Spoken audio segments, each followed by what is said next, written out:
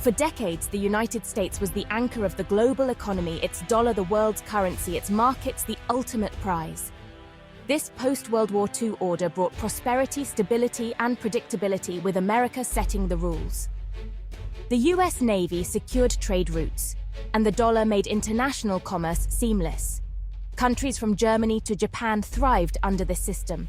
But by September 2025, that order is unraveling. The shift began slowly, but tariffs, especially those imposed by the Trump administration, accelerated the change. What started as a move to protect American jobs became a challenge to the very logic of the global system. The message was clear: the old rules no longer applied. Nations began to rethink their dependence on the US, seeking new alliances and financial systems and moving away from the dollar. The world is now more fragmented, regional, and unpredictable. This isn't an anti-American movement, but a post-American one. Countries are acting in their own self-interest, building a world less reliant on a single superpower. America's ability to use economic power for foreign policy is weakening. As countries trade outside the dollar, US sanctions lose their bite. The global order isn't collapsing, but it's being fundamentally reconfigured. The certainties of the past are gone. We're entering a more complex, multipolar reality. The economic map is being redrawn before our eyes. India and China, neighbors, rivals, sometimes adversaries, have long had a tense relationship.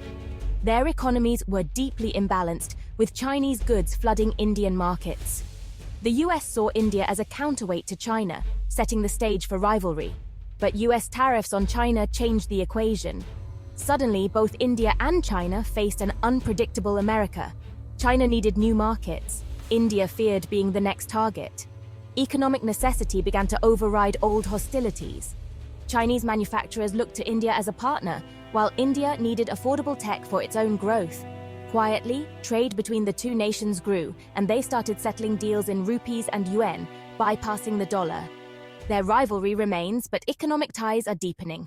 US trade policy forced them to compartmentalize, disagree on borders, cooperate on business.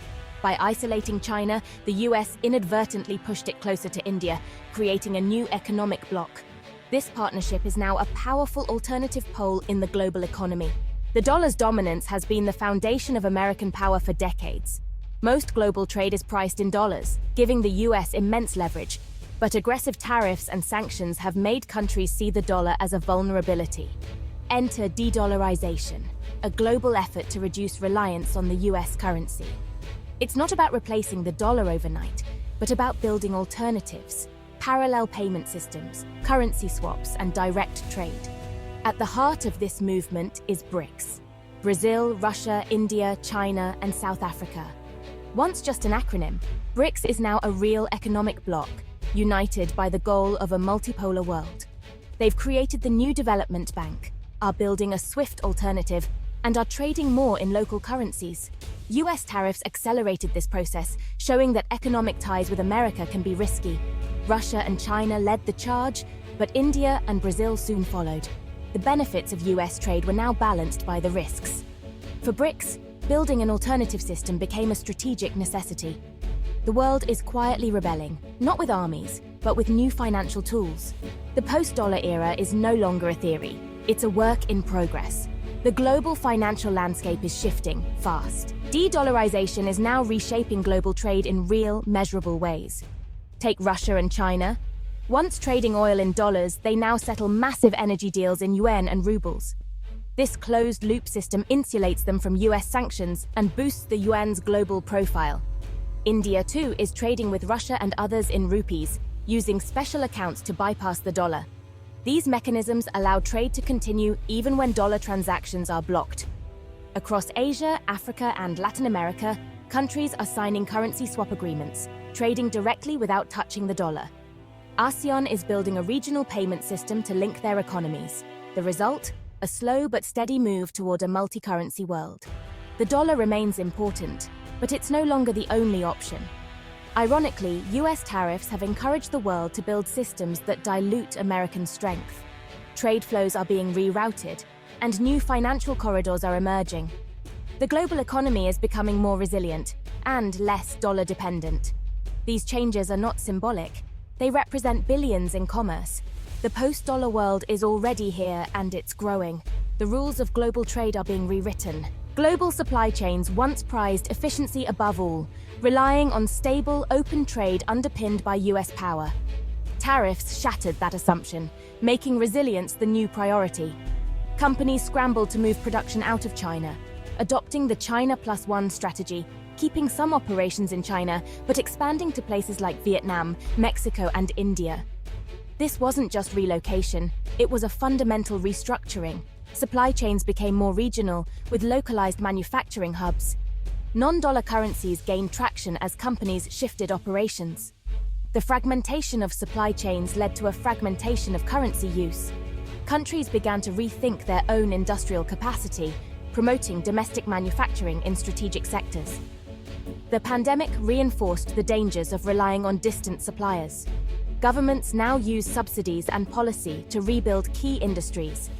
The era of hyper-efficient globalization is over. Production is more secure, more regional, and more expensive. The trade wars have made the world's supply chains and currencies more fragmented. Canada long relied on the US as its main economic partner, secured by NAFTA and a shared border. Trump-era tariffs on Canadian goods were a wake-up call, exposing Canada's vulnerability. The US treated its closest ally as an adversary, forcing Canada to rethink its strategy. Canada accelerated trade deals with Asia and Europe, prioritizing the CPTPP and agreements with the EU. Trade missions expanded beyond the US, seeking new markets worldwide. The goal reduced dependence on the US and diversify exports.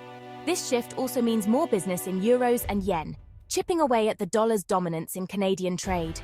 The tariffs meant to protect American industry have pushed Canada to seek new partners. Canada's future is now tied to a broader, more global network. The old assumptions of special US-Canada ties are gone. For decades, US economic power shaped the world. Its markets, its dollar, its rules. But recent trade policies have eroded that dominance. Tariffs and sanctions taught other nations how to work around the US. Every non-dollar trade deal chips away at American influence. The ability to sanction countries like Russia or Iran is weakened when they can trade in yuan or rupees. New alliances and institutions like BRICS and regional trade blocs are rising. These groups aren't hostile, but they're designed to be independent of the US. The world is now multipolar with several centers of power. America is still important, but no longer the only player that matters. Its ability to dictate global outcomes is fading. The shift is slow but unmistakable. US policy choices have accelerated its own decline. The last decade's economic warfare was meant to restore American strength. Instead, it triggered a global adaptation. Old alliances strained, new partnerships formed, and de-dollarization went mainstream. These are deep structural changes that will last for decades. The world is now more independent of the US, and American influence is diminished. The very tools meant to project power have diluted it. Nations built their own economic fortresses, creating more walls and fewer global rules.